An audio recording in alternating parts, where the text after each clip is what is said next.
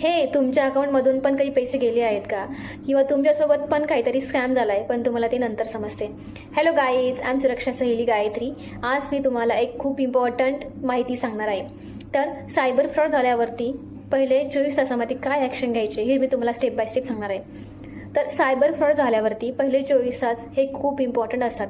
त्या 24 तासामध्ये जर तुम्ही प्रॉपर ॲक्शन घेतली तर तुमचे पैसे रिटर्न येण्याचे चान्सेस खूप जास्त असतात. सगळ्यात आधी तुम्ही 1930 या नंबरवरती कॉल करा. हा नॅशनल सायबर क्राईम हेल्पलाईन आहे.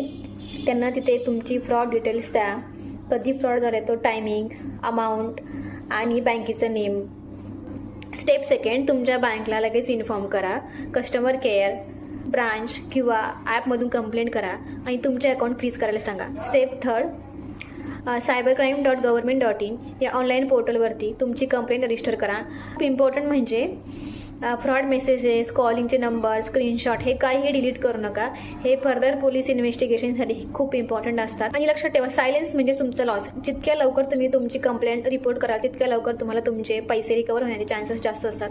आणि आजच हा व्हिडिओ सेव्ह करा आणि तुमच्या फ्रेंड्स आणि फॅमिलीला हा व्हिडिओ नक्की शेअर करा. आणि अशाच सायबर सिक्युरिटी अवेअरनेस टिप्ससाठी फॉलो करा सुरक्षा सहेली गायत्री. थँक्यू.